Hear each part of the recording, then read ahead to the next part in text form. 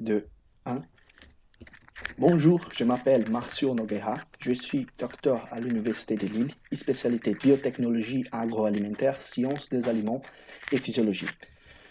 Je suis venu aujourd'hui pour vous présenter ma soutenance de thèse qui était intitulée comme relation entre structure et viscosité des dispersions de caséine déminéralisées. J'étais encadré par Guillaume Delaplace, Paulo Peixoto et Random Karoui au niveau académique et au niveau industriel par Sarah Nasser et toute l'équipe de recherche et développement d'Ingredia. Pour commencer, le plan pour aujourd'hui, je commence à vous montrer les éléments de contexte, la bibliographie qu'on a utilisée comme base pour cette thèse. Ensuite, je vous montre nos objectifs scientifiques, la méthodologie qu'on a utilisée et les questions qu'on va répondre, pour après vous montrer mes résultats, conclusions et perspectives. Pour commencer, je voudrais commencer cette présentation par l'importance de la consommation correcte de la quantité de protéines. La quantité de protéines, ça va varier par rapport à l'âge et l'activité physique de chaque personne. Mais en général, une consommation correcte de protéines, elle est responsable pour maintenir les fonctions cellulaires, aussi pour réguler et maintenir les fonctions des muscles et des os, pour réguler les fonctions hormonales, mais et aussi pour éviter ou diminuer les risques de certaines maladies, comme l'obésité et la sarcopénie. La sarcopénie est une maladie qui affecte majoritairement les personnes plus âgées.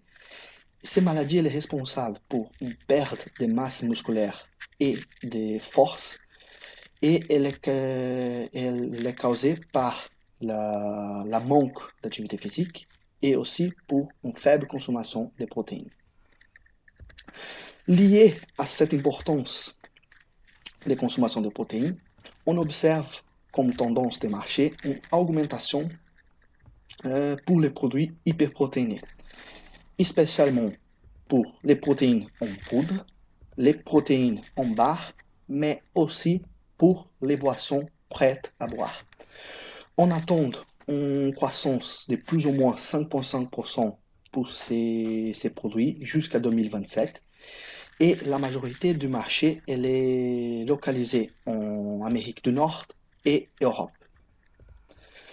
Mais si on regarde pour ces produits spécifiques, donc les boissons prêtes à boire, on trouve que la majorité de ces produits est les produits avec des protéines qui sont présentes dans les lactosérum et pas de caséine.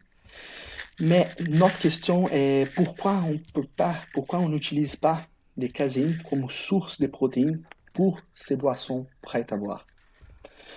Si on regarde la bibliographie, on trouve que les deux protéines, les protéines du lactosérum et les caséines, présentent certaines similarités. Comme par exemple, les deux présentent un excellent profil nutritionnel, spécialement en termes d'acides aminés. Les deux présentent des excellentes propriétés de digestibilité. Les deux sont source de calcium. Et les deux présentent un saveur qui ça va pas affecter trop les produits, qui nous permettent de faire les différents produits avec les différents saveurs. Mais si on regarde en manière spécifique l'application pour la boisson prête à boire, les caséines présentent quelques avantages par rapport à les protéines de lactosérum. Le premier avantage, c'est la présence en plus haute quantité que les protéines de lactosérum. Donc, on a 80% de caséine et 20% des protéines de lactosérum dans le lait de vache. Et la propriété plus intéressante des caséines, c'est que la caséine elle est résistante au traitement thermique. Et cette propriété est très intéressante pour les boissons prêtes à boire parce que dans certains cas, on utilise un traitement de stérilisation par UHT, donc ultra haute température. Et si on utilise des protéines de lactosérum, on va avoir certains types de problèmes de précipitation de ces types de protéines. Donc, si on utilise la caséine, on va éviter ces types de problèmes. Mais aussi l'utilisation de caséine pour une boisson riche en protéines présente quelques difficultés. Parce que si on utilise des caséines en haute concentration, donc plus que 8%, les dispersions vont être trop visqueuses. Ça, c'est peut-être un avantage pour certains types de produits comme les yaourts, mais pour les boissons qu'on veut boire, c'est une difficulté parce que les produits très visqueux sera difficile à boire. Euh, mais si on regarde à la biblio, cette propriété de viscosité en haute concentration, elle est dépendante de la structure de la micelle de caséine, mais aussi des interactions que ces différentes protéines vont faire dans notre produit. Et ces deux variables, donc la structure de la micelle et les interactions, on peut changer si on utilise un ou plusieurs process qui sont normalement utilisés dans l'industrie des aliments et seront responsables pour changer la structure et aussi les interactions de caséine. Mais avant de commencer à penser en changer la structure, il faut qu'on comprenne la structure. Depuis les années 1950 jusqu'à aujourd'hui, on a plusieurs études qui proposent un modèle qui explique la structure de la caséine. Mais jusqu'à aujourd'hui, on n'a pas un consensus sur les vrais, on va dire, les vrais modèles de la caséine. Donc, ça continue une chose à étudier. Mais dans toutes ces études, on a un consensus par rapport à d'autres parties de la caséine. Comme par exemple, on sait que la micelle de caséine elle est formée par un assemblage de 4 différentes fractions de caséine. La structure de la micelle elle est stabilisée par les phosphates, les nanoclusters de phosphate de calcium. Et ces nanoclusters elle est attaché, elle est associée à les résidus de phosphocérine dans l'intérieur de la micelle. On était bien établi aussi que la caséine elle est responsable pour former une espèce de couche sur la partie extérieure de la micelle et aussi pour donner une répulsion stérique. Et la stabilité de la micelle elle est maintenue par la répulsion électrostatique qui vient de la charge négative de la micelle et par la répulsion stérique qui vient de toutes les structures de la micelle. Mais je vous parlais avant que si on utilise des caséines pour produire une boisson prête à boire riche en protéines, on va avoir un produit très visqueux, mais qu'on peut changer ses propriétés si on change la structure. Ingrédients, les groupes spécialistes en production de caséine ont développé une poudre de caséine déminéralisée par les processus d'acidification et filtration.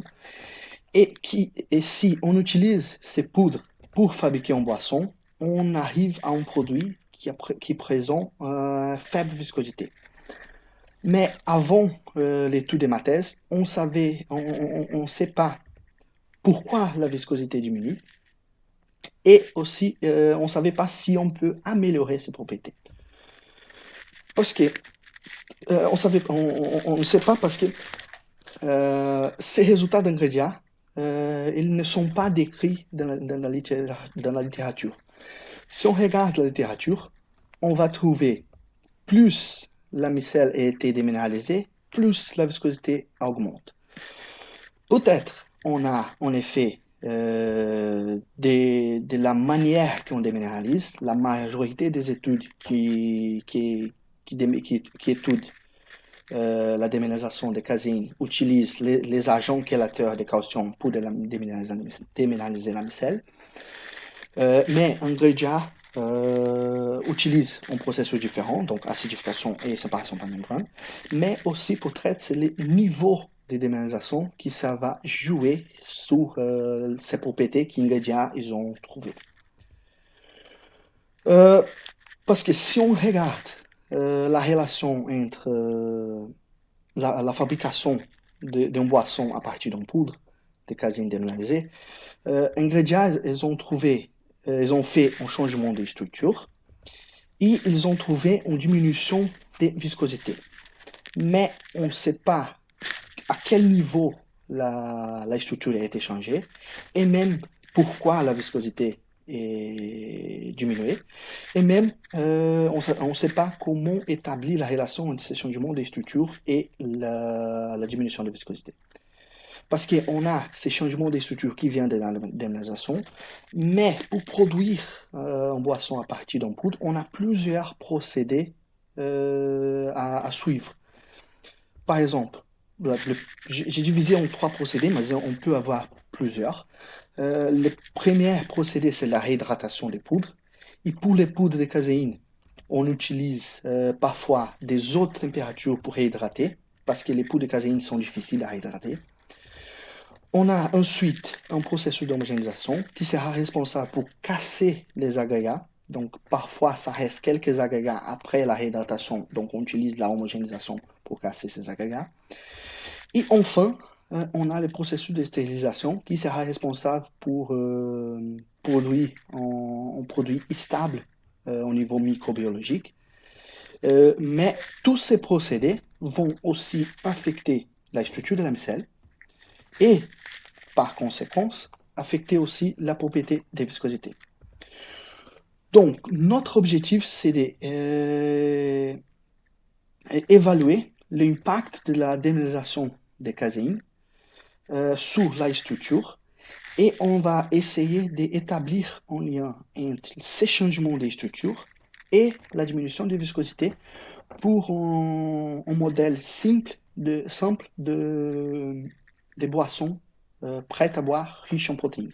Je parle de modèle simple parce que c'était fait jusqu'avec l'eau et protéines à pH neutre. On n'a pas utilisé d'autres composants.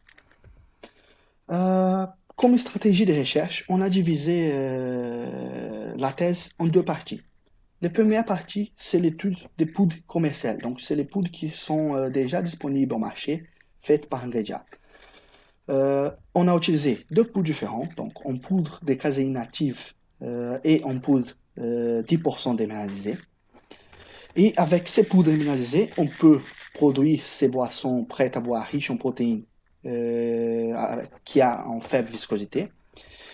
Mais on va comprendre, avec cette première partie d'étude, les changements structurels après la réhydratation. Pour faire ça, on a utilisé plusieurs techniques qui nous permettent de caractériser la structure de la micelle. Mais on a fait cette étude jusqu'avec 2 poudres. Donc, on va avoir certaines informations sur les changements des structures, mais pour aller plus loin à la compréhension des changements des structures et aussi des changements de viscosité, on a fait la deuxième partie d'étude où on a utilisé 4 différentes poudres qui étaient produites que pour la thèse, donc ne sont pas les poudres disponibles au marché encore. Donc, on a utilisé une poudre de caséine native et 3 différents niveaux de déminéralisation. 5%, 10% et 25% moins caution. Et on a caractérisé ces poudres après l'hydratation, avant le processus d'acheter et après le processus d'acheter. Parce qu'on veut comprendre le changement des structures et pour caractériser les changements de structure, on a utilisé les mêmes techniques qu'on a utilisées dans la première partie et encore d'autres techniques pour approfondir un petit peu notre connaissance. Et aussi, dans cette deuxième partie, on a caractérisé la viscosité. Dans la première partie, on n'a pas caractérisé la viscosité parce que cette information, on avait obtenu déjà d'ingrédients. Dans cette deuxième partie, on a caractérisé la viscosité et pour essayer d'établir cette relation entre changement de structure et changement de viscosité. Donc, je voudrais commencer la partie des résultats par l'étude des poudres commerciales. Donc, cette première partie des résultats, notre objectif, c'était de répondre à ces 2 questions. Est-ce que la structure d'une caséine déminéralisée est différente d'une structure d'une caséine native des poudres commerciales? Et comme la température des datations va affecter la structure d'une caséine déminéralisée et aussi de ses dispersions. Dans cette première partie, on est focalisé sur le changement de structure, mais aussi sur l'impact de la température de réhydratation, parce que comme je vous parlais avant, pour les poudres de caséine, on utilise température plus élevée pour hydrater, parce que les poudres de caséine sont difficiles à hydrater. Et les résultats de ces premières parties d'études, elles étaient présents on a déjà publié dans le journal Food Hydrocolloids. Donc, vous pouvez regarder en détail ces résultats dans l'article qui était présent. Comme méthodologie, comme je vous parlais avant, on a utilisé les deux poudres de caséine, donc la caséine native et une caséine 10% déminéralisée, sont des poudres commercialisées par Ingredients. On a utilisé deux protocoles différents de réhydratation. Une réhydratation qui est plus proche du protocole industriel, donc 50 degrés pendant 1 heure, et un protocole qu'on appelle idéal à 25 degrés 24 heures. Et ce protocole, il est utilisé comme contrôle parce qu'il nous permet d'hydrater la caséine sans température et il est responsable pour réhydrater complètement la caséine. Les deux poudres ont été hydratées pour une dispersion de 8% des protéines et on veut comprendre l'effet de la déminéralisation, mais aussi de ces traitements thermiques pendant la réhydratation sur la structure de la caséine et sur les dispersions faites avec la caséine. Je voudrais commencer la partie des résultats par les résultats des SACS, donc les diffractions des rayons X. On peut représenter les résultats des SACS de plusieurs manières, mais ici, on a une relation entre intensité des diffractions des rayons X par rapport à l'angle de diffraction. Et on peut diviser, dans ce type de représentation, on peut diviser en deux parties nos résultats. La partie qui correspond à les nanoclusters de phosphate de calcium et la partie qui correspond à les protéines qui sont dans la structure interne de caséine. On a ici en bleu les deux poudres hydratées à 25 degrés et en rouge les deux poudres hydratées à 50 degrés. Si on commence maintenant à analyser nos résultats, on trouve que dans deux conditions, donc hydratation à 25 degrés, les bleus, ou hydratation à 50 degrés, les rouges, dans deux conditions, on trouve moins de nanoclusters pour la caséine déminéralisée. Ça, on attend ces résultats parce que comme c'est en caséine déminéralisée, on va trouver moins de nanoclusters dans l'intérieur de la micelle. Mais on trouve aussi un effet de la température, parce que si on regarde les deux courbes rouges, spécialement la courbe qui correspond à la caséine déminéralisée à 50 degrés, réhydratée à 50 degrés, on trouve que ces caséines, elle avait perdu beaucoup plus de nanoclusters que la caséine native réhydratée dans la même condition. Maintenant, si on passe à la partie des protéines dans l'intérieur de la micelle, on trouve que la réhydratation à faible température n'a pas trop d'impact sur la structure de caséine, mais si on réhydrate à haute température une caséine déminéralisée, on va trouver une structure plus désordonnée. Mais cette analyse, dans la logique qu'on a utilisée, elle est plutôt qualitative. Pour aller dans une analyse plus quantitative, on a fait l'analyse des résonances magnétiques nucléaires. Avec cette technique, on peut avoir des résultats plus quantitatifs, et on peut caractériser aussi des différentes façons. Je commence par la quantité des nanoclusters de phosphate de calcium. encore en bleu, on a les caséines réhydratées à 25 degrés, et en rouge, les caséines réhydratées à 50 degrés. Si on regarde dans deux conditions, on trouve moins de nanoclusters pour les caséines déminéralisées. Ça nous confirme les résultats de Sachs, et ça, on a attendu ça, parce que c'est des caséines déminéralisées. Et on trouve, qui nous confirme aussi les résultats de Sachs, on trouve une diminution plus importante pour les caséines déminéralisées hydratées à 50 degrés. Ça nous confirme nos résultats de Sachs. Maintenant, si on regarde les résidus de phosphocérine libres, donc je vous parlais avant, donc normalement, dans l'intérieur de la micelle, les nanoclusters de phosphatication sont liés à les résidus de phosphocérine. On trouve que dans deux conditions de réhydratation, on a plus de phosphocérine libre pour l'échantillon de caséines déminéralisées. Parce qu'on a perdu les nanoclusters, on a libéré les phosphocérines. Et on trouve aussi que la caséine déminéralisée hydratée à 50 degrés présente beaucoup plus de phosphocérines libres comme résultat de la perte de nanoclusters. Mais ces changements de structure vont peut-être aussi affecter les interactions. Comme je vous parlais avant, on peut changer la structure si on fait certains types de procédés, et on peut changer aussi les interactions. Pour regarder si on a un changement des interactions, on a fait l'analyse des fluorescences des tryptophane. Donc ici, on a aussi les 4 échantillons hydratés à 25 degrés et hydratés à 50 degrés. Et on a utilisé les tryptophanes parce que les tryptophanes nous donnent une information sur l'environnement de la hydrophobicité de nos échantillons.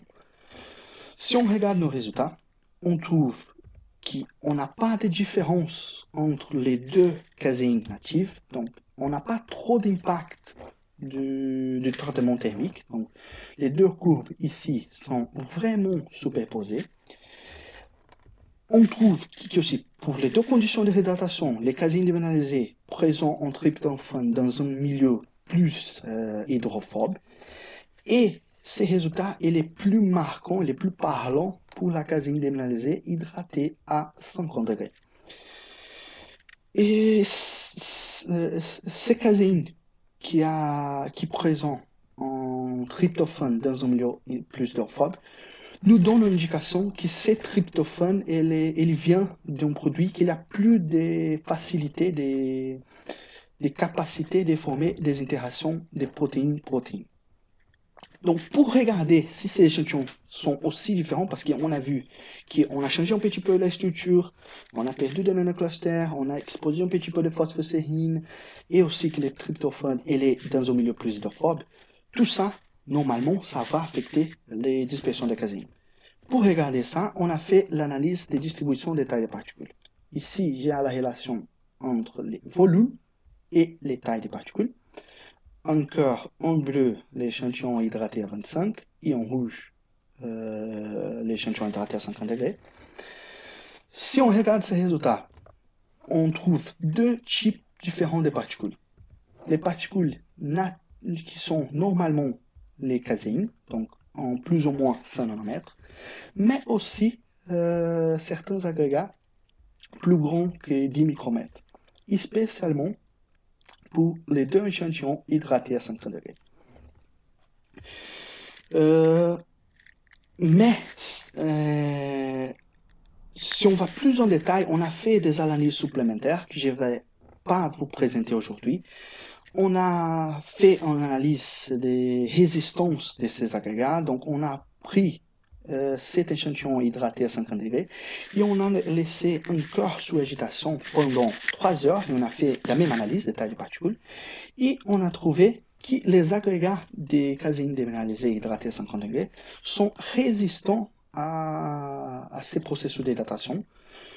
Et ces agrégats, et on a fait aussi l'analyse, d'autres analyses complémentaires, comme par exemple l'analyse d'électrophorèse, et on a trouvé qu'ils ne sont pas liés par liaison de sulfure. Donc on peut plus ou moins dire que si on hydrate à haute température en poudre de caséine déminéralisée, on va trouver dans la dispersion certains agrégats qui sont résistants à les processus d'hydratation. Et ces agrégats sont peut-être liés par liaison hydrophobe, parce qu'on a vu ces résultats dans les résultats des fluorescences, juste avant. Comme conclusion, dans cette première partie d'étude, on était interrogé pour... on a fait cette première partie pour répondre à ces deux questions. Est-ce que la structure de la caséine déminéralisée est différente d'une caséine native? Et comment la haute température pendant l'hydratation va affecter la structure des caséines et aussi des dispersions? Donc, on a trouvé que les deux facteurs, la déminéralisation et la haute température pendant l'hydratation, sont responsables pour certains changements des structures de la micelle, comme par exemple la diminution des quantités des nanoclusters de calcium, et par conséquent une libération des résidus de phosphocérine et aussi l'apparition des tryptophanes dans un milieu plus hydrophobe. Et ces changements des structures sont responsables pour la formation des gros agrégats qui sont résistants à les processus d'hydratation. Ils sont peut-être liés par liaison hydrophobe dans les cas de la caséine déminéralisée. Mais comme je vous parlais jusqu'à le début de cette première partie des résultats, cette étude était faite avec deux poudres commerciales. Donc, pour aller plus loin à la compréhension des changements des structures, pour après établir la relation entre structure et changement de viscosité, on a fait la deuxième partie de la thèse, où on a utilisé les poudres fabriquées exclusivement pour la thèse. Donc, dans cette deuxième partie, on a utilisé les 4 poudres. Les poudres ont été hydratées. Et dans cette première partie de la deuxième partie, on a fait l'étude des changements des structures avant de l'acheter, avec les mêmes techniques qu'on a utilisées dans l'étude des poudres commerciales. Et on veut répondre à cette question. Est-ce qu'il y a une corrélation entre la diminution des cautions, la rémotion des cautions de la micelle avec les changements des structures? Et ces résultats, ça va apparaître dans le troisième article qui sera publié prochainement. Comme méthodologie, donc on a utilisé 4 poudres différentes, 4 poudres fabriquées exclusivement pour la thèse, donc en poudre de caséine native, un poudre 5% déminéralisé, un poudre 10% déminéralisé et un poudre 25% déminéralisé. Les poudres ont été hydratées à 50 degrés pendant une heure pour une dispersion de 14% de protéines. On a décidé de travailler avec ces conditions de réhydratation à 50 degrés parce que c'est la réhydratation plus proche d'une dose réelle, et aussi à 14% de protéines parce que c'est la concentration qui normalement on veut dans une boisson riche en protéines. On a fait un processus d'homogénéisation pour casser les agrégats qu'on a vus. Donc, et on a caractérisé les changements des structures et aussi les propriétés des dispersions après cette étape d'homogénéisation.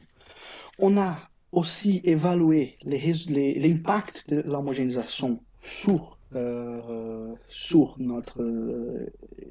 nos échantillons, mais je ne vais pas vous présenter aujourd'hui parce que pour garder la logique des résultats entre la relation structure et changement de viscosité. Pour commencer, je vais de nouveau commencer par les résultats des diffractions des rayons X, donc le SAX, mais cette fois dans une autre façon de présenter les résultats. Avant de commencer, je voudrais vous présenter comment on peut avoir des informations sur la structure de la caséine à partir des résultats des SAX. Si on regarde les modèles plus récents, un des modèles plus récents qui représente la micelle de caséine, c'est le modèle décrit par Bouchou en 2009. Il appelle ce modèle comme modèle d'éponge. parce que il parle d'un micelle qu'on peut compresser et décompresser si on augmente la concentration, par exemple. Dans ce modèle, il établit la micelle qui présente certaines régions incompressibles, qui est formée majoritairement par protéines, et aussi dans l'intérieur de ces régions incompressibles, on trouve les nanoclusters de phosphate caution. Maintenant, on utilise la bibliographie pour faire une relation entre les résultats des SACS qui ont obtenus avec l'analyse et cette structure, cette modèle de Bouchou, cette modèle des micelles. Si on regarde la bibliographie, on peut diviser ces graphes, ces représentations des SACS en 3 levels, en 3 parties. La première partie, qu'il appelle le level 0, correspond à les tailles de la micelle et aussi la distance entre les différents micelles. La deuxième partie, le level 1, correspond à les régions incompressibles, donc les régions des protéines qui sont dans l'intérieur de la micelle. Et la troisième partie qu'on peut diviser, c'est le level 2, qui correspond à les nanoclusters de phosphate de caution. Et si on regarde en détail ce modèle de Bouchou, il dit que tous les nanoclusters, les nanoclusters de phosphate de caution sont présents dans l'intérieur de ces régions incompressibles. Donc, normalement, si on change la quantité de nanoclusters, on doit trouver un changement de ces régions incompressibles. Maintenant, si on passe à nos résultats, donc encore, on a les relations entre l'intensité de diffraction des rayons X et l'angle, et j'ai laissé les marcations des différents levels et la correspondance. Ici, on n'a pas l'effet de température, donc tous les échantillons sont hydratés dans la même condition, donc la seule différence vient de la quantité de caution, donc 5% moins caution, 10% moins caution et 25% moins caution. Si on regarde nos résultats, si on compare 2 à 2, si on part de la caséine native, la bleue, à la caséine 5% moins caution, on trouve une diminution des quantités de nanoclusters. Donc ici, pour la région des nanoclusters, on observe une perte de nanoclusters, mais on ne trouve pas une grosse différence à la région incompressible, donc à la région des protéines dans l'intérieur de la micelle. Maintenant, si on compare la caséine 5% déminéralisée, la coupe rouge, avec la caséine 10% déminéralisée, la coupe verte, on trouve qu'on n'a pas trop de différences au niveau, on n'a pas de différence au niveau des nanoclusters, mais on commence à voir un effet sur les protéines dans l'intérieur de la micelle. Je vous présente juste un agrandissement de ces régions, juste pour mieux visualiser cette manque de différence. Donc on voit que la courbe rouge et la courbe verte sont vraiment superposées pour la partie des nanoclusters. Et enfin, si on compare la caséine 10% déminéralisée, la courbe verte, avec les 25% déminéralisés, la courbe violet, on trouve qu'on a vraiment perdu, la caséine a vraiment perdu des nanoclusters et les régions incompressibles sont vraiment affectées par les processus d'élimination. Mais, comme je vous parlais, ces résultats, c'est plutôt qualitatif. Pour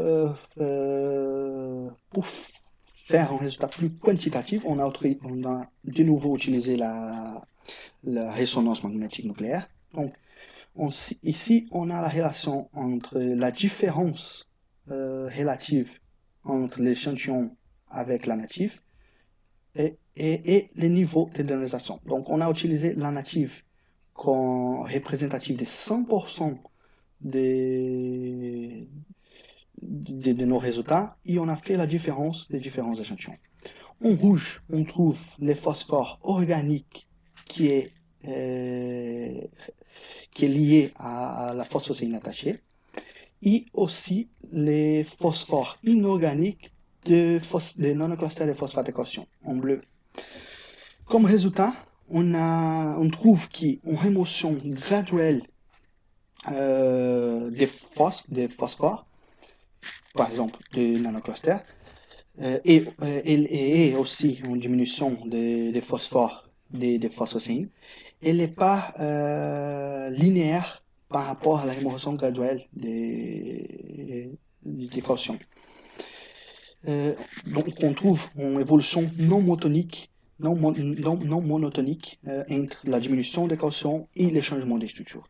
Et si on met ensemble le résultat des RMN et des SACS, on trouve un résultat qui était un petit peu en désaccord par rapport aux modèles des Bouchou, parce que dans la première partie, on trouve qu'une partie d'un nanocluster qui était dissociée de la micelle et n'affecte pas les régions incompressibles.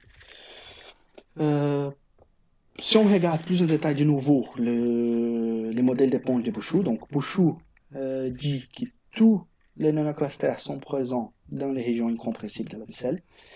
Mais dans notre étude, on a trouvé que si on remove juste 5% des cautions de la micelle, on va avoir pas trop d'impact sur ces régions incompressibles.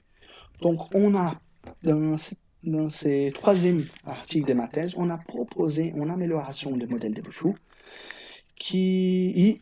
où on montre la présence de deux différentes espèces de caution, des nanoclusters de caution. Une espèce qui est vraiment associée à les régions incompressibles, et ces espèces sont très difficiles d'enlever. C'est pour ça qu'on doit enlever 10 ou 25% de caution.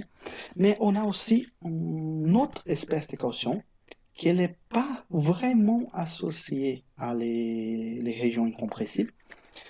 Parce que si on élève ces espèces de caution, on ne va pas avoir trop d'impact sur la structure, sur les protéines de l'intérieur de la micelle. Comme conclusion, on voudrait répondre à cette question. Donc, est-ce qu'il y a une corrélation entre la rémotion graduelle des calcium de la micelle de caséine avec le changement des structures? On a trouvé que la rémotion graduelle des calcium, ça va pas nous donner une diminution graduelle d'un nanocluster des régions incompressibles de la micelle. Et on propose la présence de deux espèces différentes de nanoclusters dans l'intérieur de la micelle. Une espèce qui est plus forcément liée à les protéines dans l'intérieur de la micelle, et autre qui est pas forcément liée, donc où elle est présente dans la périphérie de ces régions incompressibles. Et on a utilisé ces résultats pour peut-être donner une amélioration des modèles d'éponge proposés par Bouchou, qui, à partir de maintenant, on peut dire qu'on a deux espèces différentes de nanoclusters dans l'intérieur de la micelle. Maintenant, on arrive à la dernière partie de l'étude de ma thèse, où on a caractérisé l'échantillon après l'acheter. Donc, c'est vraiment un modèle des boissons prêtes à boire. Ici, on a utilisé les mêmes 4 échantillons et on a fait les analyses pour caractériser la structure, mais aussi on a fait la caractérisation des changements de viscosité pour essayer d'établir cette relation entre changement de structure et changement de viscosité. Et on veut répondre à cette question. Est-ce que quels changements des structures sont un peu liés à la diminution des viscosités pour une boisson prête à boire fait avec des caséines déminéralisées? Ces résultats vont apparaître dans la 4e partie de ma thèse. Dans cette partie comme méthodologie, on a utilisé la même méthodologie de la dernière partie des résultats. Donc, 4 poudres hydratées à 50 degrés pour 14% de protéines, homogénéisées. Mais ici, on a ajouté un processus de stérilisation qui correspond à un traitement thermique de UHT à 145 degrés pendant 3 secondes. Comme résultat, on commence de nouveau par le résultat de Sachs. Je ne vais pas vous présenter les résultats de tous les échantillons déménagés après le UHT, parce que les résultats sont vraiment similaires à les résultats avant l'UHT. Comme je viens de vous présenter les résultats avant UHT, donc je préfère vous présenter les choses différentes. Ici, encore, on a les 4 graphes, donc caséine native, 5, 10 et 25% moins caution, et la relation entre l'intensité des diffractions des rayons X par rapport à l'angle de diffraction. En noir, on trouve l'échantillon avant le processus d'HT, et en rouge, l'échantillon après le processus d'HT. En vert, j'ai utilisé pour indiquer la région des nanoclusters de phosphate de calcium, et en bleu, la région des protéines, des régions incompressibles des protéines internes. Si on regarde les résultats, jusqu'à 10%, on ne trouve pas trop de différence pour la partie des nanoclusters. Donc la caséine native, la 5% et la 10% moins caution. Après le UHT, on n'a pas trop d'impact sur la région des nanoclusters. Mais pour la région des caséines natives, pour la région des régions incompressibles des protéines des intérieurs de l'âme-celle, après le UHT, on trouve des faibles différences pour la caséine native et 5%, et une différence plus importante pour la caséine 10%. Pour la caséine à 25%, c'est complètement différent. Depuis le début, après le UHT, on trouve déjà un impact sur les nanoclusters. Après l'UHT, on perd un petit peu de nanoclusters.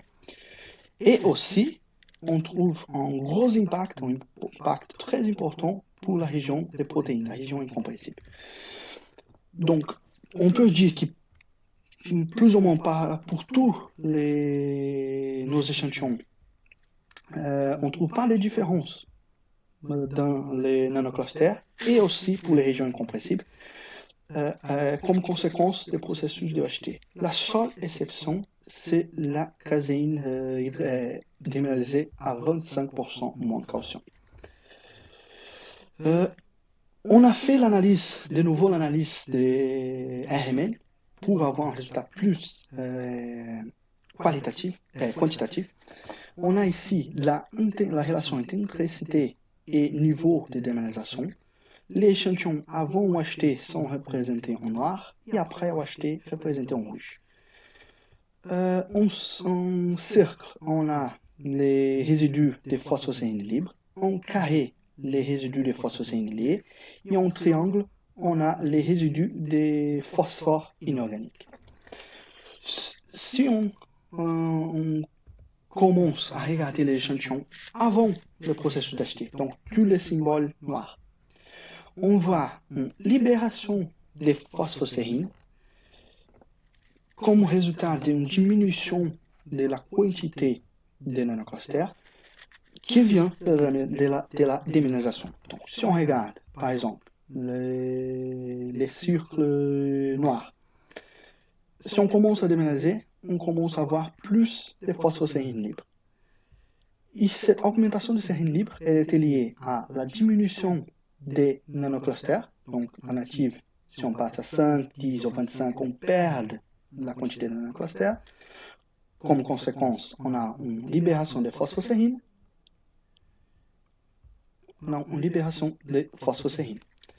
Maintenant, si on regarde tous les échantillons après le UHT, donc le fait de UHT, on trouve une espèce d'internalisation des cautions comme conséquence du traitement thermique. Ça, c'est bien connu dans la littérature. Quand on chauffe en solution de caséine, quand on chauffe en solution de caution, on change la solubilité de caution. Et si on chauffe en dispersion de caséine et on a des cautions, une partie de ces cautions qui a diminué sa solubilité, va diffuser par l'intérieur de la micelle. Et on trouve ça dans toutes nos conditions, quasiment tous nos échantillons. On trouve plus de phosphore, par exemple, dans l'intérieur de la micelle. Et comme conséquence, plus de nanoclusters, des phosphores dans l'intérieur de la micelle, on trouve moins de phosphocéines libres et plus de phosphocéines liées. La seule exception, de nouveau, pour ces résultats, c'est la caséine qui a 25% moins de caution. Et pourquoi quelle est notre hypothèse pour dire pourquoi ces caséines présentent ces résultats? Donc, plus de changements qu'on a vu par Sachs. Ici, on n'a pas trop de changements. Normalement, quand on chauffe en solution de caséine qui a de caution, on a un processus de diminution de solubilité de caution. Donc, une partie de caution va diffuser par l'intérieur de la micelle, mais si ce processus il est très important, s'il est très drastique, si on utilise une température plus élevée en temps plus important, on va trouver aussi un deuxième processus qui est la précipitation des cautions. Et si on continue à chauffer après que ça commence la précipitation, on va précipiter plus des cautions. Et après les refroidissements d'échantillons, la micelle, pour rééquilibrer le système, va libérer un petit peu des cautions pour maintenir l'équilibre entre la phase micellaire et la phase soluble. Et pour nous, c'est ça le résultat qu'on trouve par Sachs, qu'on trouve par Hemen. Comme ces caséines déminéralisées à 25% moins de caution, elle a déjà une quantité très faible de caution. Dans le moment qu'on chauffe, on a une partie qui est internalisée, mais aussi une partie qui est précipitée. Et après qu'on a refroidi, ces caséines, elle a libéré encore plus de caution, donc un processus supplémentaire de déminéralisation. Et c'est pour ça qu'on observe par Sachs, par exemple, une diminution des quantités de clusters. Et ici, on ne trouve pas des impacts sur... on ne gagne pas des régions, des clusters associés à les protéines, comme on a gagné, par exemple, pour les autres échantillons. Donc, avec ces résultats, on peut dire qu'on a vraiment une internalisation des cautions. Mais maintenant, si on fait en relation avec les résultats qu'on a observés par Sachs, on a vu qu'on n'a pas trop d'impact sur les régions de nanocluster. On n'a pas gagné, on n'a pas perdu. Donc, si on a internalisé les cautions, et ces cautions ils se trouvent dans les régions des micelles qui ne sont pas les régions naturelles des nanoclusters. Parce qu'on n'a pas trouvé dans les régions naturelles des nanoclusters par l'analyse des Sachs. Maintenant, enfin, on va faire la relation entre ces changements de structure et les changements de viscosité.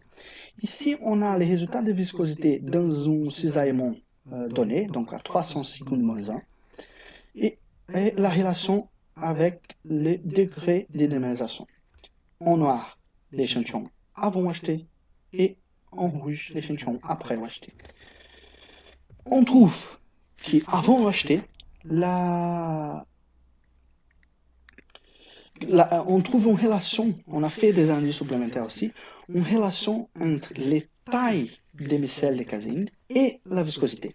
En début, si on passe de la caséine native à 5% moins de caution, la caséine native, la micelle de caséine, elle augmente un petit peu en taille. Et on observe aussi une augmentation de viscosité. Mais après, si on continue à enlever des cautions de la micelle, on va observer une espèce de compactation de la structure de la micelle. Et comme conséquence, ces micelles plus petits vont nous donner des dispersions moins visqueuses. Maintenant, après l'acheter, on trouve une diminution de viscosité quasiment pour tous les échantillons. Donc, par rapport à l'échantillon avant l'acheter. Caséine native 5 et 10%, on trouve des dispersions moins visqueuses que la caséine avant le processus d'acheter. Pour la native, on n'a pas de différences significatives, mais pour les autres, oui. Pour la 5 et pour la 10%, on a des différences significatives.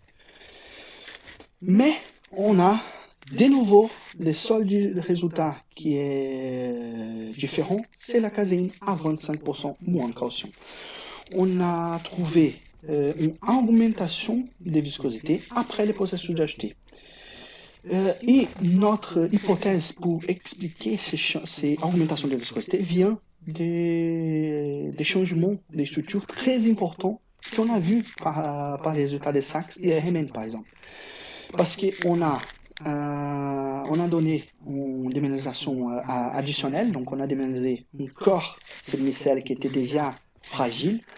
Et si on donne un processus thermique très important, le processus d'acheter, on va avoir une structure qui va nous donner une augmentation de viscosité.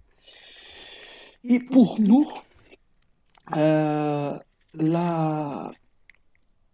l'hypothèse qui explique la diminution des viscosités pour les autres échantillons vient de la internalisation des calcium dans les sites qui ne sont pas originels, ne sont pas naturels des nanoclusters. Parce qu'on a vu qu'on a une internalisation dans l'analyse des RMN, mais par l'analyse de Sachs, on a vu qu'ils ne sont pas dans les régions naturelles des nanoclusters.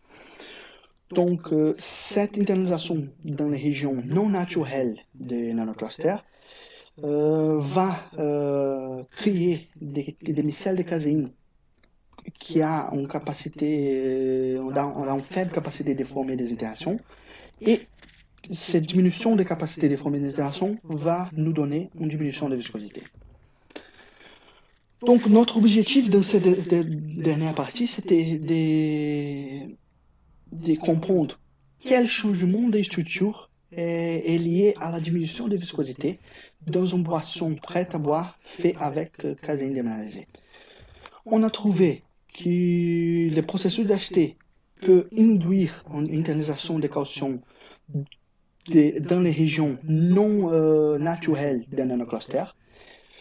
Et ces résultats sont vrais pour tous les échantillons déminéralisés ou non, sauf l'exception de 25% moins de calcium. Et cette internalisation dans les régions non naturelles des nanoclusters est peut-être responsable pour une espèce de restructuration de la micelle et par conséquent une diminution de la capacité de ces micelles de former des interactions. Et ces diminutions de capacité de former des interactions, ça va nous donner une dispersion avec faible viscosité. Donc, est établi qu'il y a vraiment un degré optimum de déminéralisation qui est autour de 10% moins de calcium, qui nous permet de produire des dispersions riches en protéines avec faible viscosité après les traitements d'acheter. Comme conclusion générale, on a vu la tendance des marchés, spécialement la croissance pour les boissons prêtes à boire riches en protéines, et qu'on peut utiliser les caséines comme source de protéines pour ces boissons. Si on fait certains types de changements pour produire un produit très riche en produits et en protéines sans haute viscosité. Pour faire ça, on a utilisé la stratégie qui était indiquée par ingrédient, donc la déminéralisation, qu'ils ont trouvé qui peut diminuer la viscosité. Mais avant ma thèse, on ne savait pas quel changement de structure vient de la déminéralisation et pourquoi la viscosité change et comment établir une relation entre ces changements de structure et le changement de viscosité. On a vu qu'il y a une déminéralisation partielle de la micelle, donc autour des 10%, associée à un processus d'acheter, et va nous donner une dispersion des caséines riches en protéines avec faible viscosité. Mais on doit faire attention à le niveau de déminéralisation parce que si on déminéralise trop la micelle, on va avoir des dispersions avec haute viscosité. On a vu comme résultat de la déminéralisation que la rémotion graduelle des cautions va induire une diminution non monotonique des quantités de nanoclusters. Et on a trouvé qu'on a deux espèces de nanoclusters dans l'intérieur d'un cell. Un qui est vraiment associé à les protéines dans l'intérieur d'une cell et l'autre qui n'est pas fortement lié à les protéines. Et aussi comme effet du traitement thermique, donc comme effet des procédés industriels, on a trouvé que l'utilisation de haute température pendant la réhydratation elle est responsable pour exposition de certains groupes réactifs. Et l'exposition de ces groupes réactifs, ça va être responsable pour l'apparition des agrégats qui sont plus résistants. Mais aussi, on a trouvé que le UHT sera responsable pour une internalisation des cautions dans les régions non naturelles de nanoclusters. Et cette internalisation dans les régions non naturelles sera responsable pour une diminution de la capacité des caséines déformées des interactions. Et comme conséquence, ça va nous produire en dispersion qui a une faible viscosité. Comme perspective, donc j'ai conscience que mon travail de thèse représente une petite étoile dans un univers de possibilités, parce que ma contribution elle est faite exclusivement sur les dispersions de caséines faites pour eau et protéines à pH neutre. On a utilisé une concentration de protéines et aussi on est focalisé que sur les procédés de production à partir d'une poudre. Donc on n'a pas étudié les changements après la production des boissons et même les changements avant de la production de poudre.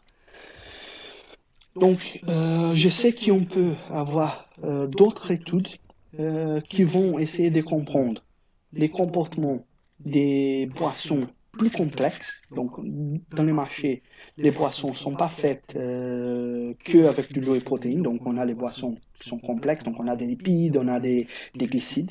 Donc, il faut comprendre les comportements de ces boissons plus complexes. Aussi, à différents pH, parce qu'on trouve aussi dans les marchés les boissons qui sont à pH acide, mais on n'a pas une information sur la structure de ces protéines dans un milieu acide, par exemple. Il faut aussi comprendre l'effet de la concentration de protéines, parce que dans notre étude, on a utilisé une seule concentration de protéines, mais on peut jouer sur la concentration de protéines et voir comment la structure et les propriétés technofonctionnelles vont changer. Et aussi de comprendre dans d'autres étapes, dans d'autres parties du procédé, comme par exemple avant les processus de séchage, donc avant les spray dyeing, ou même après la production des poissons. Mais je sais que mon travail représente une contribution très petite par rapport à tout qu'on peut faire, mais je suis très heureux du travail qu'on a fait. Parce qu'on a utilisé ce travail avec les résultats qu'on a trouvés dans ce travail. On a construit, on a développé un laboratoire commun qui s'appelle Proteinolab entre notre équipe PIM OMET et l'équipe de recherche et développement d'Ingredia. Et ce laboratoire il a comme objectif de répondre ces perspectives et aussi autres qui peuvent apparaître dans le futur. Comme contribution scientifique, donc, on a déjà publié un article qui parle des effets de la démineralisation et des traitements thermiques pendant la hydratation sur la structure des caséines. On a encore trois articles qui nous sont en train de finir les révisions avant de publier. J'ai présenté deux posters dans les journées des jeunes chercheurs en 2017-2018. Et aussi, j'avais un poster que j'ai présenté dans les congrès NISO en 2019. Et j'étais nominé comme, pour les prix des jeunes chercheurs. Je voudrais remercie les membres du jury, donc professeur Milena Kohedik, Gérard Covelier, Adeline Boire, Sarah Nasser et Joël Cher. Mais, mes, mes superviseurs académiques, donc Paulo Peixoto, Guillaume Delaplace et Random Karoui. Aussi, je voudrais remercier toute l'équipe INHAE PIM, en spécial Émilie Didier-Favel, Lucie Lembleu et Mustapha Najib. Mais aussi, je voudrais remercier toute l'équipe d'Engadia, en spécial Rodolphe, Céline, Alain, Antoine, et tous les secteurs publics qui nous avaient permis de compléter cette thèse. Merci.